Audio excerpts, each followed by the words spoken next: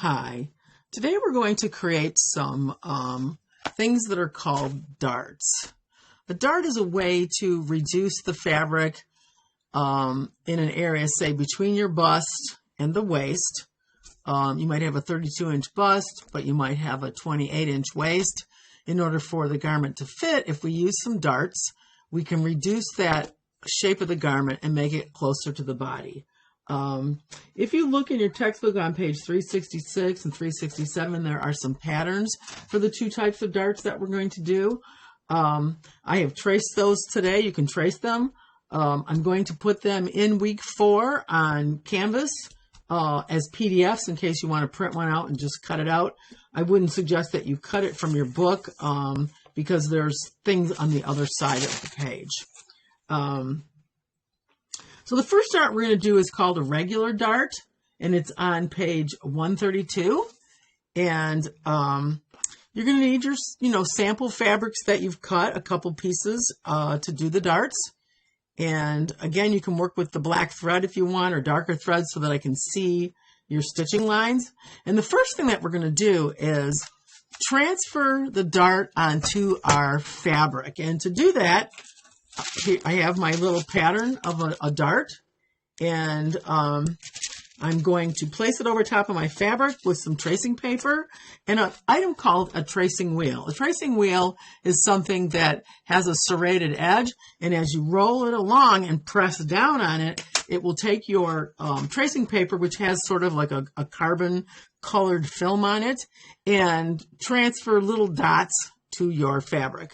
When you're much more experienced at sewing, in like factory scenarios where they manufacture clothing, they don't use tracing paper.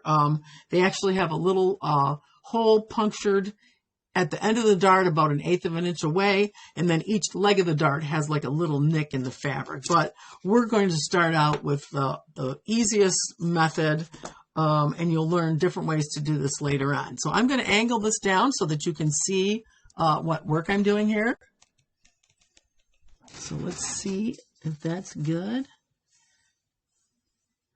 Unfortunately, this video is not in real time, so I have to work hard to make sure that you can see this. So I'm going to turn it around. So this is your dart.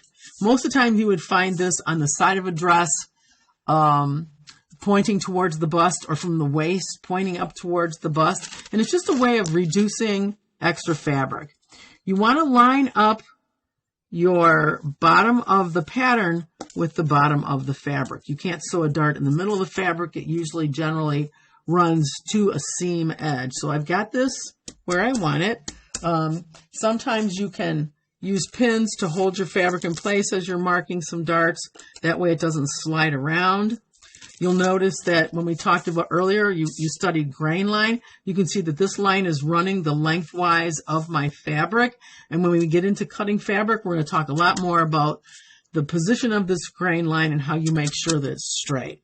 So I'm going to take a piece of carbon paper or tracing paper, and I'm going to put it under my dart. And you'll notice I'm putting the colored side towards the wrong side of the fabric. You don't want to mark things on the outside because it might not wash out, and then you have this permanent mark on your fabric. So you want your markings on the inside. That's also because you're sewing on the inside of the fabric. And I like to take a little ruler so that I know that I'm getting it straight instead of trying to do it by hand.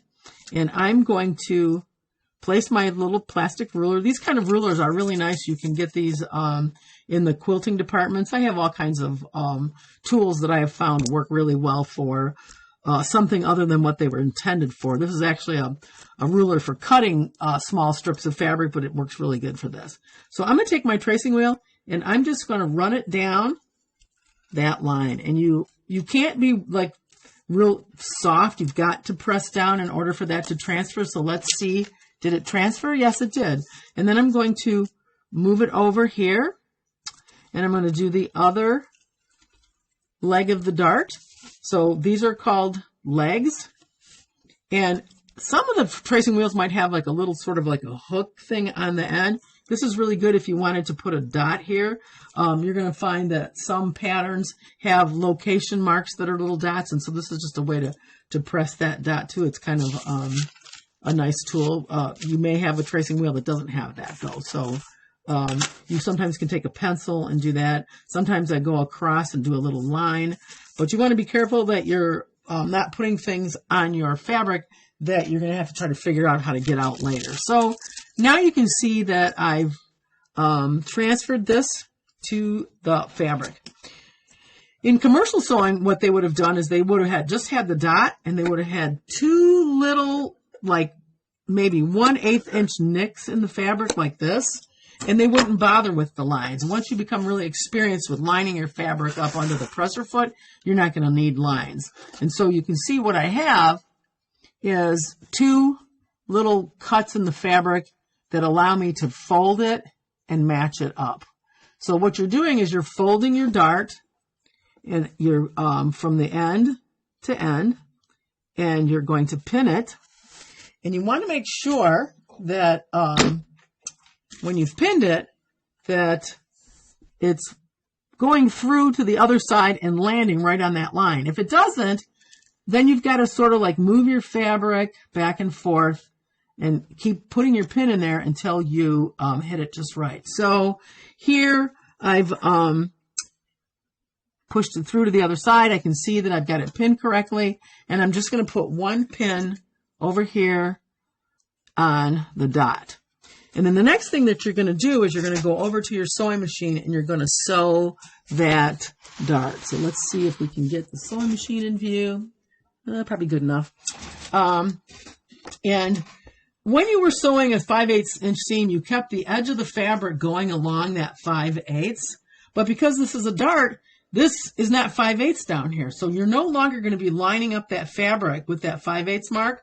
You're lining up this line that you drew in the center of your presser foot and following that line down. So you're coming down at an angle. So again, looking straight at the needle, keeping this line moving towards the needle.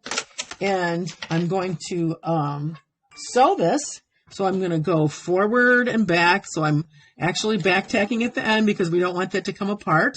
And I'm just going to slowly sew down that line. And so this is when it starts to get a little more challenging for someone that hasn't sewn before, that they're trying to follow a line. And if you recall, I said it might be a good idea to practice on sheets of paper, draw different shapes and lines, and see if you can keep the needle hitting the line. And so as I come towards my point of my dart here, I'm going to remove the needle so I don't, damage the needle in the sewing machine. And I'm coming to the end. And I want to go right up to a sharp little point, and you can backspace a couple spaces, or you can just pick it up, move it back, and sew your thread along the fold, a couple of stitches, so you know that your point of your dart is going to be secure. So then you're going to remove your threads. So let's push this back a little bit. There we go. So now if you look at the dart, you can see that you have this flap of fabric that's bringing this fabric closer together. So you can see if this was the bust and this is the waist, we're creating that shape for the body. Darts get pressed down in one direction. Don't cut them open. Just press them down. When you get into creating clothing, darts on the that are vertical are going to get pressed towards your center. Darts that are horizontal are going to get pressed down. And that's just kind of the rule of how we handle darts. When you're ironing the dart, one thing that you want to do is take your iron and you're coming towards the dart and hold it up like this. Don't try to press it flat because if you can see it now, it's sort of popping up three-dimensional, and you would press that out of it. So we don't want to do that. So I'm going to pause while I press this.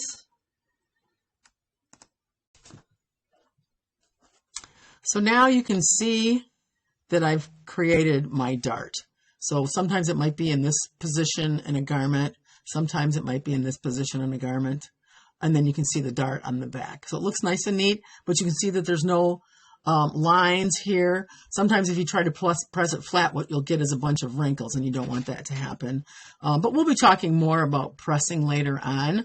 So we're going to move on to the next dart, which is called a fisheye or double pointed dart. And you'll find that dart on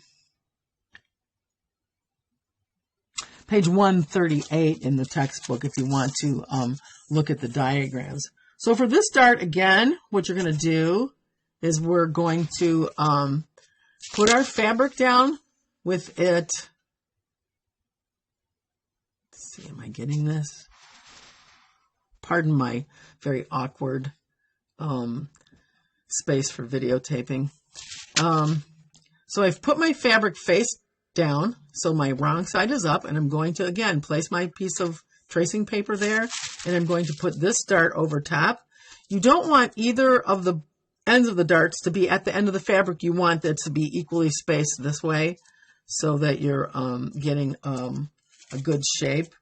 Now this kind of a dart, what's interesting about this one is you might see this in, say, a sheath dress that's not out of like a knit fabric, so, you know, not a bodycon type dress, but a dress that's fabric that's very fitted, maybe like bridal wear or, you know, nicer dresses, and this would be at the waist. So this taller end would usually be pointing up towards the bust, and this end would be going towards the hip, and it's going to bring that dress in along the waistline. So I have my little trusty ruler, and I'm going to trace those lines, and then we're going to make this dart. Sometimes they refer to this dart as a fisheye dart. I don't know why.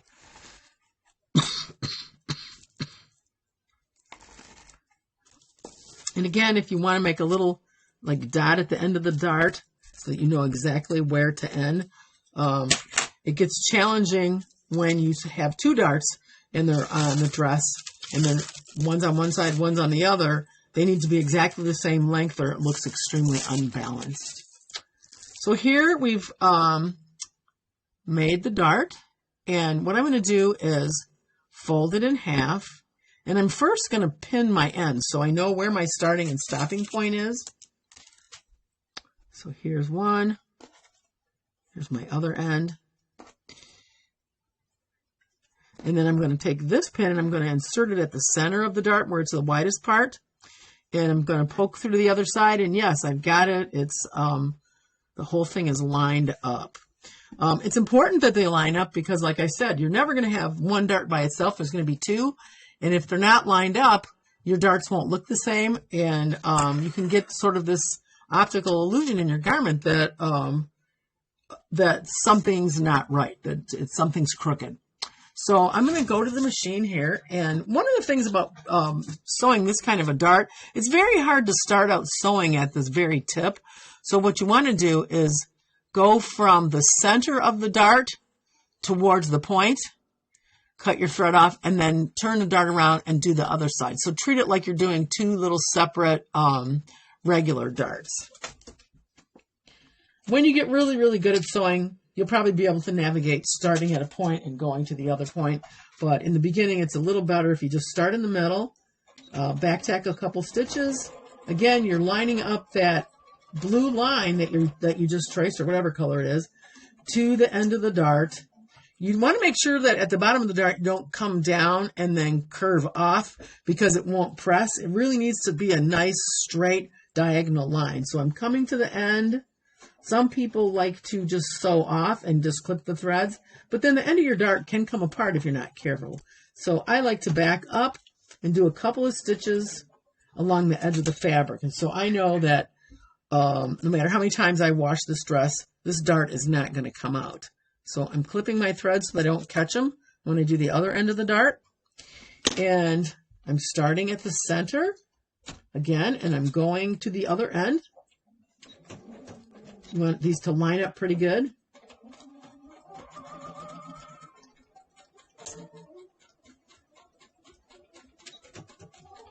I'm just back tacking that one. If you're good at backing up, you can back over right along the same seam line. So it's your choice how you want to finish that off, but you really want it to be nice and smooth and crisp. And I'm going to go to the iron and iron this dart. So let's see if I can pull this over so that you can see the iron.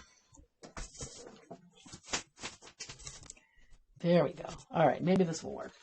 I'll go on the other side of the iron so that you can see what I'm doing. So we want to press this dart in one direction. So I'm going to lay it down. And I'm going to use, I have a professional iron here. These are pretty hot and pretty steamy. And I'm going to push the dart from the center while I'm holding the center of the fabric. And then as I go up, I'm going to pull a little bit on the fabric because I don't want to have a pleat on the other side. But when I get to the tip of the dart, I'm allowing the fabric to pop up. I'm not squishing it because you're doing things right now that are adding a three-dimensional shape to your clothing. And, you know, working with an iron and with steam, you can actually shape fabric and have it be three-dimensional. So here I'm going to add a little bit of steam, and I'm done with that, and I'm going to bring it back over so you can see it. So here we have our dart. It's complete. You can see when I hold the piece of fabric up that it does have a three-dimensional shape. I haven't flattened it. Now, when you put it in your binder, it is going to get flattened out and it'll have some wrinkles. But for now, I want you to try to photograph it on the work surface so that I can see that you have a three-dimensional shape to your dart. So have a good time working on darts. If you need to do more than one to practice, that's fine. Mark the fabric that it's the double-pointed dart or that you have the straight dart or plain dart, and then photograph those, and these are part of your week 4 presentation that you will Dropbox.